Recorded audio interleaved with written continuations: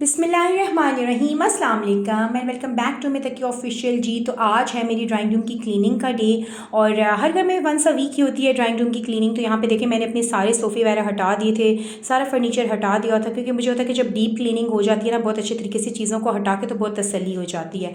और क्योंकि once a week ही करना होता है तो इस वजह से ना मेरी तो खैर शुरू से आदत है कि जो भी मेरे पास हेल्पर आती हैं तो मैं उनको हमेशा से खुद ही ये फर्नीचर वगैरह सोफ़ाज़ वगैरह होते हैं या जो भी कोई चेयर्स होती हैं या कोई भी हैवी सामान होता है मैं खुद ही हटा के देती हूँ, क्योंकि मुझे लगता है कि इस तरीके से उनके साथ हेल्प भी हो जाती है। क्योंकि ज़ाहिरी सी बात है, देखें ये जो हमारे घरों में हेल्पर्स आती हैं वो किसी एक घर में काम तो नहीं करती हैं, इन्हें हर घर में इसी तरह का मेहनत का काम करना पड़ता है, झाड़ू पोछा, और ये बेचारे थक जाते हैं। तो मुझे लगता है इनके साथ अगर ये थोड़े से आप हेल्प कर देना तो समटाइम्स कहते हैं ना जी एक छोटा सा हेल्पिंग हैंड भी बहुत बड़ी चीज़ हो जाती है ना अगले के लिए। तो मेरी ना हमेशा से रूटीन है कि मैं खुद ही इस तरीके से चीज़ें हटा के देती हूँ और फिर मैं वापस भी रख देती हूँ, इससे हेल्पर की भी हेल्प हो जाती है और क्लीनिंग भी बहुत अच्छे से हो जाती है। और इसके अलावा जी आज फिर मैं बाहर आई थी अभी और मैंने सब अपनी मशीन चला दी थी। आज मेरा था लॉन्ड्री डे। वैसे तो मैं डेली लॉन्ड्री करती थी, लेकिन अब कुछ टाइम से ना मैंने थोड़ा सा अपनी रूटीन लॉन्ड्री की चेंज की है। और मैं जो हूँ ना अब मेरी रूटीन ये है कि मैं एक दिन छोड़ के करती हूँ, कोशिश करती हूँ कि एक दिन छोड़ के हो लॉन्ड्री डे मेरा। और यहाँ पे जी मेरे जो थे ना कपड़े फिर जितनी देर में मतलब मैं बाकी काम वगैरह कर रही थी, नाश्ते के बाद मैंने अपनी मशीन ऑन कर ली थी और कपड़े जो थे मेरे धुल चुके थे और अब मैं इनको हैंग करने के लिए बाहर आई थी। और मुझे गर्मियों की सबसे अच्छी बात ये लगती है ना जी कि यहाँ गर्मियों में ना कपड़े एकदम से सूख जाते हैं विद इन 2 आवर्स, बल्कि 2 आवर्स भी ज़्यादा, 1 घंटे के अंदर ही तेज़ धूप होना आपके कपड़े सूख जाते हैं। और सर्दियों में इसके बहुत ऑपोजिट होता है और मैंने बहुत सफ़र किया क्योंकि इस घर में ना धूप नहीं आती है।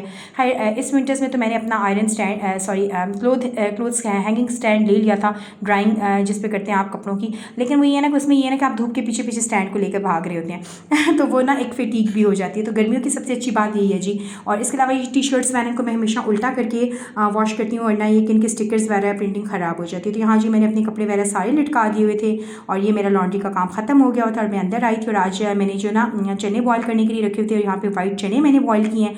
और आपको पता है कि वाइट चने जो है ना ये जब भी बनते हैं तो सालन बनता है जनाब, या फिर इनके साथ पुलाव बनता है। तो खैर जी यहाँ पे आज तो मैं रोटी के साथ बनाऊंगी, लेकिन यहाँ मैं जो बॉयल्ड राइस थोड़े से कर रही हूँ क्योंकि मेरे बेटे को ना बॉयल्ड राइस के साथ ही खाने पसंद है, वो रोटी नहीं खाता, इज़ वेरी पिकी ईटर। तो यहाँ मैं इसके लिए राइस बॉयल कर रही हुई थी। तो पहले मैंने यहाँ पे राइस चढ़ा दिए थे और अब फिर मैं इसका मसाला बनाऊँगी। तो इसके लिए देखें टमाटर मैंने ले लिए थे, 3 अदद टमाटर थे और 2 अदद हरी मिर्चें थी जो बहुत तीखी नहीं थी। इनको मैंने अच्छे से ब्लेंड कर लिया, क्योंकि अगर आप टमाटर्स को ब्लेंड कर लेते हैं ना तो ग्रेवी आपकी बहुत स्मूथ बनती है। तो यहाँ पर मैंने ऑयल ले लिया हुआ था। चनों के अंदर निस्बतन थोड़ा सा ज़्यादा ऑयल जाता है क्योंकि वो एब्जॉर्ब कर लेते हैं ना। तो यहाँ पे देखिए जी एक का जो था ना बिग साइज़ का अनियन था उसको मैंने स्लाइस कर लिया था। और यहाँ पे बेसिकली मैंने इसको गोल्डन ब्राउन नहीं करना है, बस लाइट गोल्डन, इसको मैंने लाइट गोल्डन ब्राउन करना है जितनी सी देर में ये हो जाएगा। क्योंकि अगर आप इसका कलर बहुत ज़्यादा कर देंगे ना तो आपकी ग्रेवी का कलर जो है ना वो बहुत डार्क हो जाता है और उससे इसका टेस्ट भी मुतासर होता है। तो यहाँ पे काफ़ी हद तक जब ये लाइट गोल्डन होना स्टार्ट हो गया होता है तो स्टेज पे देखिए मैंने अदरक लहसुन का पेस्ट डालना है। और मैं जब भी नया जार लाती हूँ ना ग्लास जार, तो उसको मैं हमेशा प्लास्टिक वाले में ट्रांसफ़र कर देती हूँ, क्योंकि मुझे लगता है ना कि बच्चों वाला घर है वो फ्रिज खोलेंगे और ग्लास जार टूट ना जाए। तो यहाँ खैर इसके अंदर थोड़ा सा जो गार्लिक का पेस्ट था लेफ्ट वो मैंने इसके अंदर रिंस करके ऐड कर दिया है। और यहाँ पे जब ये थोड़ा सा कुक हो गया था तो इस स्टेज पे ये देखिए जो टमाटर और हरी मिर्चों का मैंने ब्लेंड करके मिक्सचर रेडी किया था ना, मैंने वो इसके अंदर ऐड कर देना है। और इससे अगेन वही बात है ना कि अगर आप काट के भी टमाटर डाल सकते हैं, लेकिन ज़रा मेहनत होगी, आपको मसाले को भूनना पड़ेगा टमाटरों को, ज़ाहिर सी बात है वो चंकी टमाटर्स अच्छे नहीं लगते ना ग्रेवी में। अच्छा जी मसालों में नमक हस्ब ज़रूरत है, इसके अंदर ज़ीरा मैंने 1 टीस्पून डाला है, खुश्तनिया 1 टेबलस्पून डाला है, लाल मिर्च इस पर ज़रूरत, 1/4 चम्मच हल्दी और थोड़ा सी ना मैंने काली मिर्च ज़रूर शोरबा सालन में ऐड करती हूँ, क्योंकि मुझे लगता है ना इससे ना शोरबे का टेस्ट बहुत मज़े का आता है और एक बहुत मज़ेदार सा ना तीखापन भी इसके अंदर आ जाता है। आप चाहें तो आप होल ब्लैक पेपर भी इसके अंदर ऐड कर सकते हैं। तो खैर यहाँ पे जी इसको मैंने मसाले को अच्छे से भून लेना। और जब ये स्टेज आ गई कि जी इसका अंदर ऑयल निकल आया, मसाले की अच्छे तरीके से बुनाई होगी, तो अब इस स्टेज के ऊपर मैंने इसके अंदर चने ऐड करने हैं। और जी हमेशा हर घर में मेरे ख्याल में ऐसे ही होता है कि जब भी चने बॉयल होते हैं तो उसके साथ हम 1-2 चीज़ें बना रहे होते हैं। तो मैंने भी हाफ चने जो थे ना वो सेव कर लिए हुए थे, क्योंकि मुझे था कि या तो ये चना पुलाव में यूज़ हो जाएंगे और या फिर यह है कि कोई जैसे चना चाट बना ली, दही फुल्की वगैरह में यूज़ हो जाएंगे, या कोई सैलड बना लिया। तो मेरी अम्मी जो है ना वो बहुत मज़े का चना पुलाव बनाती थी और उन्हें पसंद भी बहुत होता था। और जब भी अम्मी इस तरीके से कोई भी दुआ करवाती थी या ख़त्म वगैरह होता था, ख़त्म कुरान, तो अम्मी चना पुलाव बनाती थी जो बहुत मज़े का होता था।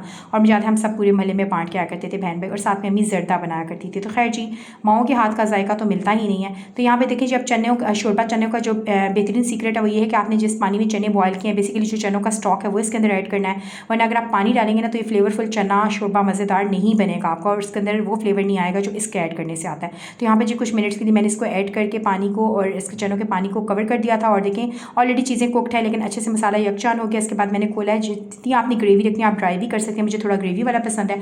ऊपर जी मैंने गरम मसाला छिड़का है जो अगेन शोरबा सालन में बहुत मज़े का लगता है। और ये देखिए हरा धनिया और हरी मिर्ची मैंने काट के सी डाली क्योंकि ये तीखी नहीं थी ना, अदरवाइज़ मैं इनको ना होल ही डालती हूँ।